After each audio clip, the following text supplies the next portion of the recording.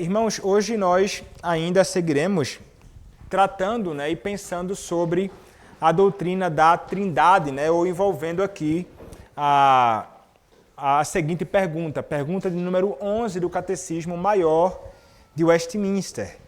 A pergunta de número 11 nos diz assim: de onde se infere que o Filho e o Espírito Santo são Deus iguais ao Pai?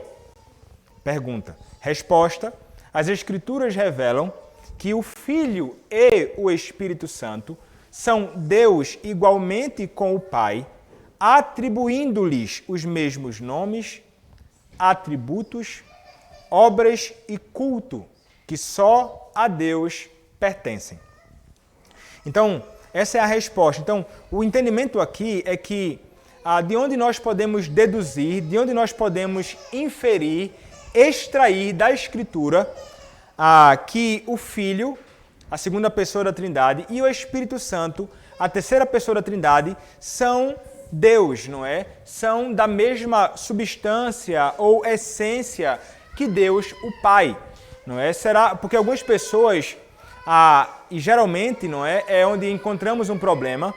Geralmente as pessoas, elas não vão negar a divindade de Deus, o Pai. Isso não acontece. Mas nós encontraremos pessoas negando a divindade do Filho e a divindade do Espírito Santo. Vão negar que eles sejam Deus. Então, a pergunta, bem como a resposta, vai tentar nos mostrar que na Escritura, quando nós consideramos os textos, nós chegaremos a uma conclusão que é inescapável. Nós chegaremos à conclusão de que, sim, o Filho e o Espírito são Deus tal qual o Pai. São Deus da mesma substância e glória que Deus, o Pai.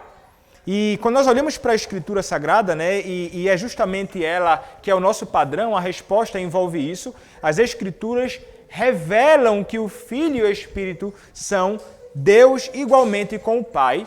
Então é a própria Bíblia que nos mostra essa realidade. É justamente para a Escritura que nós precisamos nos voltar. O Catecismo, então, ele vai dividir dizendo que nós podemos contemplar essa verdade porque a Escritura vai nos declarar que o Espírito e o Filho são Deus igual ao Pai, atribuindo ao Filho e ao Espírito nomes divinos, atributos divinos, obras divinas e culto também, que só a Deus é devido. Não é? Então o culto ele só é devido e apropriado a Deus, mas nós perceberemos que a Escritura vai também envolver as demais pessoas da Trindade nisto. Mas comecemos primeiramente pelos nomes. Quando nós olhamos para a Escritura, para o texto de Isaías capítulo 6, versículo 3º e 8º, nós encontraremos aqui, falando sobre o Filho, a seguinte declaração.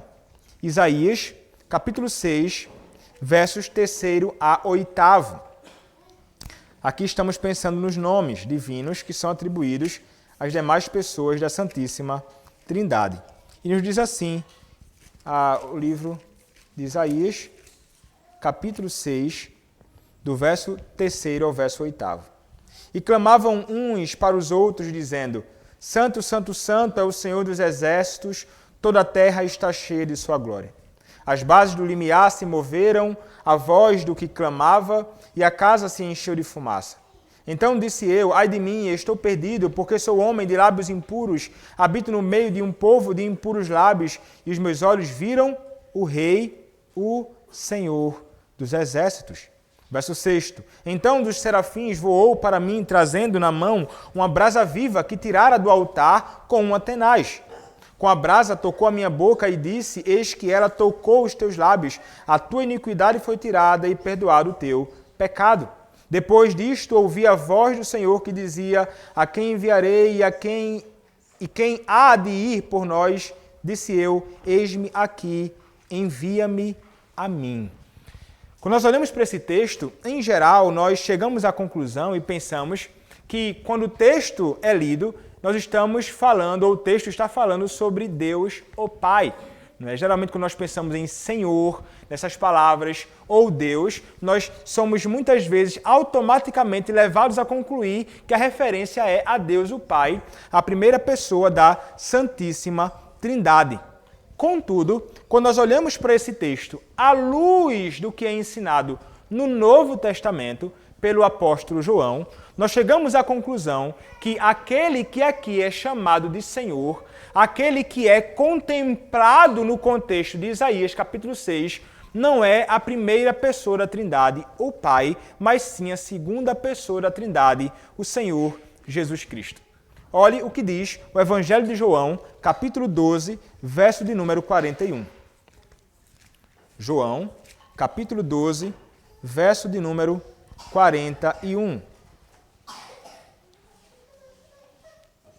Fazendo referência ao livro do profeta Isaías, naquele contexto, ele vai nos dizer assim: isto disse Isaías, porque viu a glória dele e falou a seu respeito. É interessante porque aqui o que está sendo dito e para quem está sendo apontado, sobre quem o próprio João está tratando esse contexto, é sobre a pessoa do Filho, é sobre o Senhor Jesus Cristo. E então ele vai dizer que Isaías viu a glória dele e falou também a seu respeito. Então, o que nós entendemos à luz desse texto de João, capítulo 12, verso 41, é que ele está fazendo referência a essa manifestação de Cristo em Isaías, capítulo 6, e que é dito que Cristo, ele é Senhor. Foi o próprio Senhor, então, que foi contemplado. Então, aqui há um nome de Deus, Senhor, sendo atribuída à segunda pessoa da Santíssima Trindade, o que nos conduz a entender que ele é também Deus, que implica, então, nesta verdade. Além desse texto de Isaías, capítulo 6, versículo 3º ao 8º, nós podemos olhar também ainda outra porção da Escritura. Olhemos agora para o que diz a palavra do Senhor em 1 João, capítulo 5, verso 20. Evangelho de João, 1 João, a epístola, capítulo de número 5, verso de número 20. Diz assim a palavra do Senhor: também sabemos que o Filho de Deus é vindo e nos tem dado entendimento para reconhecermos o verdadeiro. E estamos no verdadeiro, em seu Filho, Jesus Cristo. Este é o verdadeiro Deus e a vida eterna. Então perceba que o apóstolo ele vai nos ensinar essa verdade de que este Filho de Deus, ele é o Senhor Jesus Cristo e ele é o verdadeiro Deus. E diz isso muito explicitamente, nos mostrando a verdade também de que Cristo, a segunda pessoa da Trindade, é também chamada de Deus. Ele é Senhor. E o nome atribuído a ele, de Deus ou Senhor, é um nome adequado, porque ele é também Deus. Um outro texto, agora voltando-nos mais uma vez para o Antigo Testamento, é o Salmo de número 45. O Salmo de número 45 é um salmo que vai falar sobre a beleza de Cristo. Vai falar sobre a beleza do Filho de Deus. É um salmo que envolve o nosso Senhor e Salvador Jesus Cristo. E o salmo nos diz o seguinte, Salmo de número 45, verso 6. Salmo 45, verso de número 6, diz assim a palavra: o teu trono, ó Deus, é para todo o sempre, cetro de equidade é o cetro do teu reino. E ele vai continuar: amas a justiça e odeias a iniquidade, e por isso Deus, o teu Deus, te ungiu com óleo de alegria, como a nenhum dos teus companheiros. E então ele vai seguir com descrições gloriosas acerca deste que estava, daquele que estava no trono. E aquele que era belíssimo. e aquele que era admirado, aquele que é o noivo, aquele que vai se encontrar com a sua noiva, que é a igreja, aquele que foi ungido com óleo que aponta para o próprio Espírito Santo, aquele que haveria de ungir o próprio Cristo no dia então do seu batismo, capacitando-o para a obra redentora que ele haveria de fazer, na sua humilhação, bem como morte, ressurreição e ascensão aos céus. Então, este que é tratado no Salmo 45 é justamente o ungido de Deus, que é o próprio Senhor Jesus Cristo, que haverá então de encontrar a sua noiva, que é a sua própria igreja. E ele é chamado aqui no versículo 6 de Deus. O teu trono, ó Deus, é para todo o sempre, cetro de equidade é o cetro do teu reino. Além desse texto, nós podemos também olhar para o que diz, mais uma vez, o Evangelho de João, João capítulo 20, verso de número 28. Nós encontraremos aqui a declaração de que Cristo, ele é realmente Deus e ele recebe esse nome de modo apropriado. Nos diz assim a palavra, quando o apóstolo Paulo está escrevendo à igreja de Éfeso, e então diz assim: atendei por vós, ele está se dirigindo aos presbíteros, atendei por vós e por todo o rebanho, sobre o qual o Espírito vos constituiu bispos. Ele está se referindo aqui aos presbíteros da igreja, como está no versículo 17 do mesmo capítulo, de Mileto, mandou a Éfeso chamar os presbíteros da igreja, aqui chamados de bispos, para pastoreardes a igreja de Deus, a qual ele comprou com o seu próprio sangue. E o que nós entendemos é que quando ele fala sobre o Deus que comprou a igreja com o seu próprio sangue, ele não está se referindo a Deus o Pai, porque Deus é Espírito e, por essa razão, também não tem corpo e não sangra, mas a referência é o próprio Deus na pessoa do Senhor Jesus Cristo, que possui corpo e que sangrou. Então, ele é chamado aqui de Deus, pela própria Escritura. Então, nós percebemos nesses textos, aqui o Filho ele recebe um nome divino, mas não somente o Filho, o próprio Espírito Santo também. Nós olharemos aqui uma referência que é mais conhecida. Nós olharemos para o que diz Atos capítulo 5, versos 3 a 4. Atos capítulo 5, versos 3 a 4. Nos diz assim a palavra do Senhor. É aquele caso conhecido de Ananias e Safira.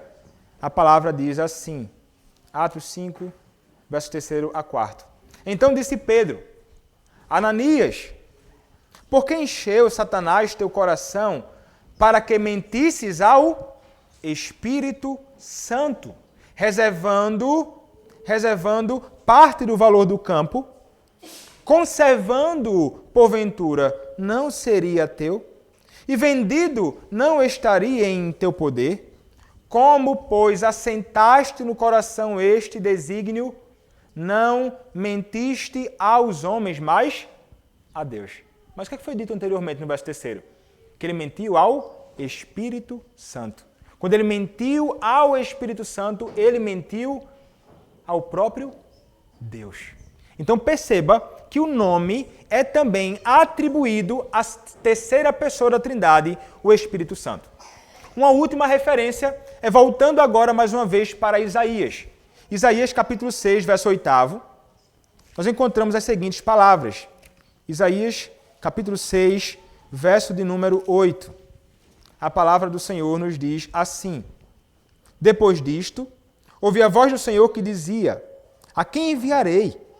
E a quem há de ir por nós? Disse eu: eis-me aqui, envia-me a mim. E agora então, comparando esse texto, versículo 8, com o que diz Atos capítulo 28. Atos capítulo 28, versículo de número 25.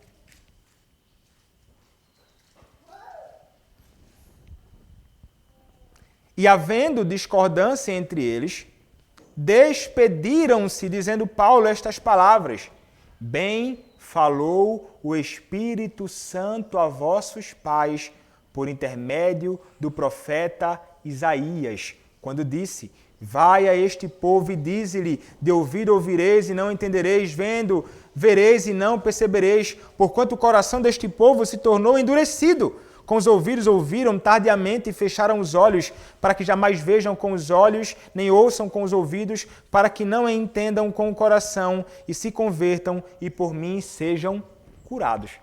Quem disse no texto de Isaías é o Senhor quem diz. Então, o apóstolo, interpretando para nós, nos diz: o Espírito Santo quem falou. Então perceba que o nome Senhor é atribuído também à terceira pessoa da Santíssima Trindade. Isto é uma das provas que nos levam a concluir que o Filho e o Espírito Santo são Deus. Mas, além de pensarmos nos nomes divinos que são atribuídos às três pessoas da Trindade, nós também podemos pensar nos atributos. Atributos também envolvem essa realidade. Pensando aqui, primeiramente, na pessoa do Filho. Não é? Vamos olhar aqui questões relacionadas à pessoa do Filho. Veja o que diz a palavra. Em João capítulo 1, verso 4. João capítulo 1, verso 4, vai nos ensinar a verdade de que o Filho, a segunda pessoa da Trindade, ele é alguém que tem vida em si mesmo. Ele é alguém que é autoexistente. Ele sempre existiu. Nos diz assim o Evangelho de João, capítulo 1, verso de número 4. João 1, verso 4, a palavra do Senhor nos diz o seguinte: A vida estava nele e a vida era a luz dos homens. Ele é alguém que tem a vida em si mesmo, a vida estava nele. Ainda é João, olhando para o que diz o capítulo 5, verso de número 26. Porque assim como o Pai tem vida em si mesmo, também concedeu ao Filho ter vida em si mesmo. Então, perceba que a Escritura atribui ao Filho essa realidade. Ele é alguém que é eterno, ele é autoexistente, ele é o Filho de Deus, o Deus que sempre existiu, ele é eterno como o Deus o Pai. Não é? Mas nós podemos olhar outro texto que fala de modo mais claro sobre as questões da eternidade do Filho. Por exemplo, há um outro atributo que é encontrado no Filho, como nos ensina ainda o Evangelho de João, capítulo 8, verso 58. Olha o que diz. João, capítulo 8, verso de número 58. Respondeu-lhes Jesus: em verdade, eu vos digo, antes que Abraão existisse, eu sou. Impressionante essa declaração dele, né? Antes que Abraão existisse. Mas peraí, Abraão viveu muito tempo antes de Cristo. Mas ele diz, antes que Abraão existisse, eu sou. E ele vai usar o nome próprio de Deus. Yahvé, ele está dizendo, eu sou o que sou, eu sou Javé, eu sou Yahvé. E isso fica tão evidente que os homens daqueles dias perceberam que ele estava fazendo referência a isso e querem matar Cristo. Olha o verso 59. Então, pegaram em pedras para atirarem nele, mas Jesus se ocultou e saiu do templo. Eles perceberam a quem, não é? E que ele usava um título, um nome que não era dele, na cabeça dos homens da lei, né, naqueles dias, e se enfureceram com isto. Apontando aqui Cristo para a sua eternidade. Mas olhe também o que diz João, capítulo 17, verso 5. Na oração sacerdotal de Cristo. João, capítulo 17, verso 5. A palavra nos diz assim, eu vou ler a partir do verso 4. Eu te glorifiquei na terra, consumando a obra que me confiaste para fazer. E agora, glorifica-me, ó Pai, contigo mesmo, com a glória que eu tive junto de ti antes que houvesse mundo. Ou seja, na eternidade. Então este é nos apresentado como o eterno Filho de Deus. Como nos ensina o próprio Evangelho de João logo no início, não é? No início do Evangelho de João nos é dito isso, em João capítulo 1, verso de número 1. No princípio era o Verbo, e o Verbo estava com Deus, e o Verbo era Deus. Outros atributos, não é? São atribuídos ao próprio Filho também. Você pode olhar o que diz, mais uma vez, o livro do profeta Isaías. Isaías, capítulo 9, verso 6. Olha o que diz. Isaías, capítulo 9, verso 6, falando sobre o Filho de Deus.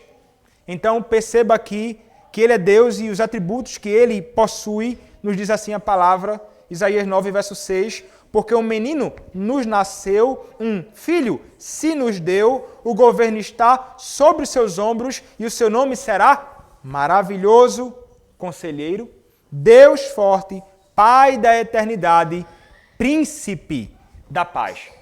Então, notemos que a Escritura realmente vai atribuir muitas coisas ao próprio Filho, não é? Fica mais evidente sobre o Filho do que sobre a pessoa do Espírito Santo. Como, por exemplo, a questão relacionada à imutabilidade. É atribuído também ao Filho, um atributo que pertence ao Pai, um atributo incomunicável, ou seja, nós não somos imutáveis, mas Deus o Pai é, o Filho é, assim como também o Espírito. E quem nos ensina isto é Hebreus capítulo 13, verso 8. Ele é imutável. Nos diz assim, Hebreus capítulo 13, verso 8, Jesus Cristo, ontem e hoje é o mesmo e o será para sempre.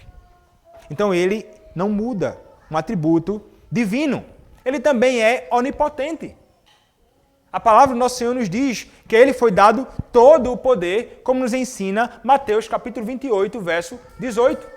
Olhe lá, Mateus capítulo de número 28, verso de número 18. A Escritura Sagrada nos diz assim, Jesus, aproximando-se, falou-lhes, dizendo, toda a autoridade me foi dada no céu e na terra. E ainda nos diz também a palavra em Apocalipse, capítulo 1, verso 8. Apocalipse, capítulo número 1, verso 8. Falando aqui sobre o Filho de Deus, o Senhor Jesus Cristo, nos diz assim, eu sou o Alfa e o Ômega, diz o Senhor Deus, aquele que é, que era e que há de vir, o Todo-Poderoso. Além do título que está aqui para ele, chamado Senhor e Deus, ele é também apresentado como possuindo um atributo divino. Ele tem todo o poder. Então, nós poderíamos considerar esses textos e tantos outros irmãos que nos apresentam a realidade de que o Filho, ele possui atributos divinos. Mas não somente o Filho, o próprio Espírito também possui a mesma essência e possui também um atributo que é divino. Ele é onisciente. Ele sabe aquilo que se passa no coração dos homens e ele sabe aquilo que se passa até mesmo nas profundezas de Deus. Por quê? Porque ele é Deus, o Espírito Santo. Olha o que nos diz a palavra em 1 aos Coríntios, capítulo 2. 1 aos Coríntios, capítulo 2, versos 10 a 11. 1 aos Coríntios, capítulo 2, verso de número 10 até o verso de número 11. Nos diz assim: mas Deus nulo revelou pelo Espírito. Por quê? Porque o Espírito a todas as coisas perscruta até mesmo as profundezas de Deus. Pois qual dos homens sabe as coisas do homem, senão o seu próprio Espírito que nele está? Assim também as coisas de Deus, ninguém as conhece, senão o Espírito de Deus. O Espírito de Deus que é onisciente, que tem um conhecimento exaustivo, conhece até mesmo as profundezas de Deus e as profundezas dos homens. Esse é o Senhor Deus, Espírito, a quem nós servimos, que não possui apenas um nome divino, mas possui também atributos divinos. E você pode até notar outras referências, se você quiser, sobre o Espírito. O Espírito, ele é verdadeiramente Deus e prova-se de maneira semelhante às coisas relacionadas ao próprio Filho, não é? E você pode ver que as perfeições divinas, que são os atributos, lhes são atribuídas. Onisciência, como acabei de mencionar, 1 aos Coríntios, capítulo 2, verso 10 a 11. Onipresença, Salmo 139, verso de número 7. Quando Davi vai dizer, né, estou lá embaixo, tu estás, vou para o mais alto céu, lá estás também. Para qualquer lugar que ele tentasse fugir, ele sabia, o Espírito de Deus haveria de encontrá-lo. A Escritura também nos ensina que, além de ser onisciente, além de ser onipresente, ele também é onipotente. Como nos ensina Lucas, capítulo 1, verso 35, Romanos, capítulo 8, verso de número 11, são textos que nos mostram que o Espírito Santo de Deus é também alguém que possui atributos divinos. E isso, então, nos leva também a concluir que o Espírito é também Deus, tal qual o Pai e tal qual o Filho, como se nos mostra a palavra através dos nomes e também através dos atributos que são conferidos, né, e encontrados nessas duas pessoas da Santíssima Trindade. E agora, então, também as obras. As obras do Filho e obras do Espírito nos mostram que eles são Deus. Olhemos, por exemplo, para o que nos diz a palavra em Lucas capítulo 5. Lucas, capítulo de número 5, a partir do verso de número 17. Lucas, capítulo 5, a partir do versículo de número 17, nos diz assim, irmãos, a palavra do Senhor, até o verso 26. Ora, aconteceu que num daqueles dias estava ele ensinando e achavam-se ali assentados fariseus e mestres da lei, vindos de todas as aldeias da Galileia, da Judéia e de Jerusalém. E o poder do Senhor estava com ele para curar. Vieram então os homens trazendo em um leito um paralítico e procuravam introduzi-lo e pô-lo adiante de Jesus. E não achando por onde introduzi-lo por causa da multidão, subindo ao eirado, o desceram no leito, por entre os ladrilhos, para o meio diante de Jesus. Vendo-lhes a fé, Jesus disse ao paralítico, homem, estão perdoados os teus pecados. E os escribas e fariseus arrazoavam, dizendo, quem é este que diz blasfêmias? Quem pode perdoar pecados senão Deus? Jesus, porém, conhecendo-lhes os pensamentos, disse-lhes, que arrazoais em vosso coração? Olha só, ele sabendo que se passava no pensamento dos homens. Qual é mais fácil dizer? Estão perdoados os teus pecados ou levanta-te e anda? Mas para que saibais que o Filho do Homem tem sobre a terra autoridade para perdoar pecados, disse ao paralítico, eu te ordeno, levanta-te, toma o teu leito e vai para a tua casa. E imediatamente se levantou diante deles e, tomando o leito em que permanecera deitado, voltou para casa glorificando a Deus. Todos ficaram atônitos, davam glória a Deus e, possuídos de temor, diziam, hoje vimos prodígios. O que nós entendemos é que Deus é quem perdoa pecados, mas ele vai dizer aqui, até esses homens reconheciam, não é? É Deus quem perdoa pecados. Como este homem pode fazer algo dessa natureza? Cristo não somente perdoa pecados, mas também levanta homens da sua debilidade, da sua enfermidade. Ele tirou um homem do leito e os pecados desse homem também foram perdoados. Então perceba que ele faz obras que pertencem ao próprio Deus. Agora pensando na pessoa do Espírito. João capítulo 3, versos 5 a 6. O Espírito, ele executa a obra que somente Deus pode fazer. Diz o Evangelho de João capítulo 3, do verso 5 ao verso 6, nos diz assim a palavra do Senhor. Respondeu Jesus, em verdade, João 3, 5 a 6. Respondeu Jesus, em verdade te digo, quem não nascer da água e do Espírito não pode entrar no reino de Deus. O que é nascido da carne é carne, e o que é nascido do Espírito é Espírito. Agora olhando mais à frente, o capítulo 6, verso de número 63. A palavra nos diz assim, o Espírito é o que vivifica, a carne para nada aproveita. As palavras que eu vos tenho dito são Espírito e são verdade.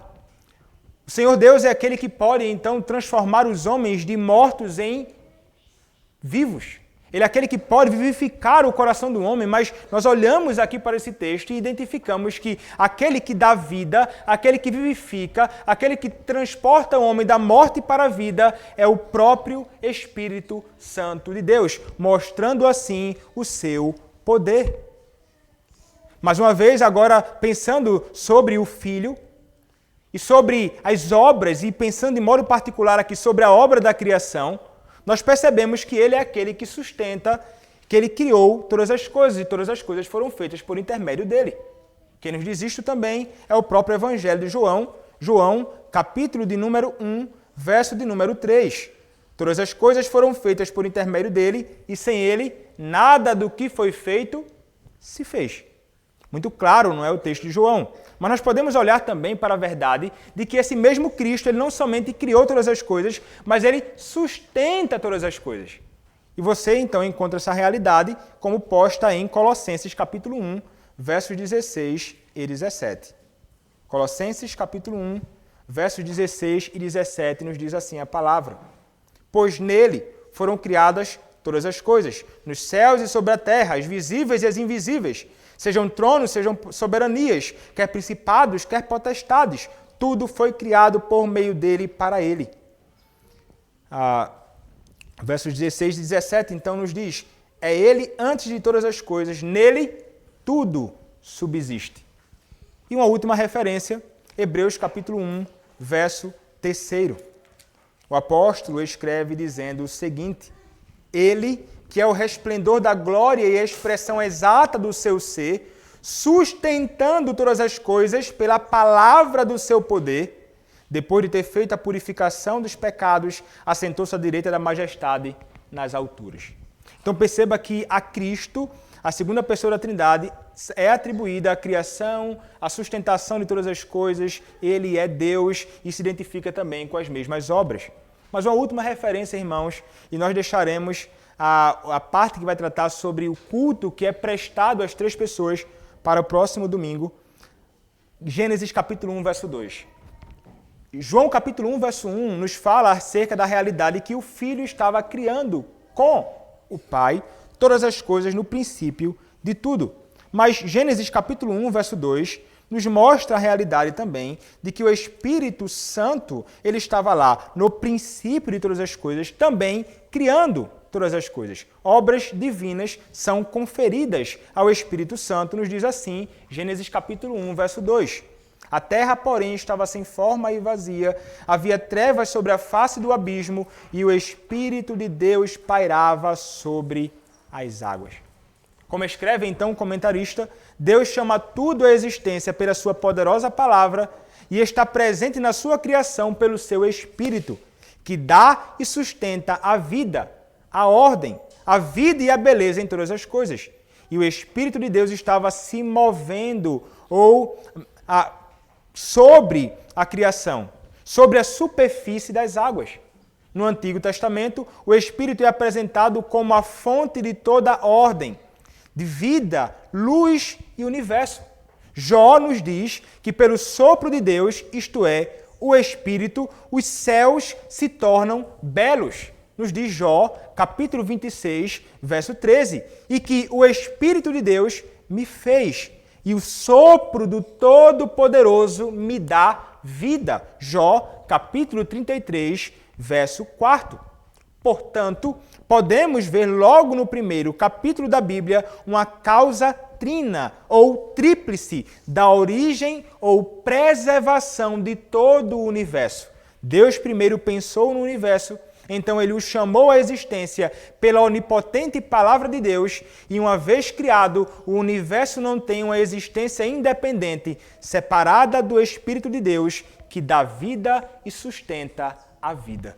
Então, nós identificamos aqui, irmãos, e poderíamos olhar outras tantas referências, que é atribuído ao Filho e ao Espírito, não somente nomes divinos, atributos divinos, obras divinas, mas também um culto que é apropriado somente a Deus o Pai. E sobre isso nós falaremos com mais clareza no próximo domingo, se Deus permitir. E aqui nós concluímos o nosso estudo desta manhã.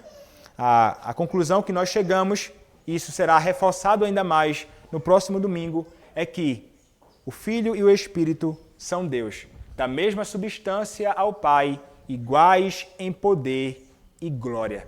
E é este Deus trino que nós conhecemos e servimos e somos chamados a prosseguirmos conhecendo. Amém. E a gente conclui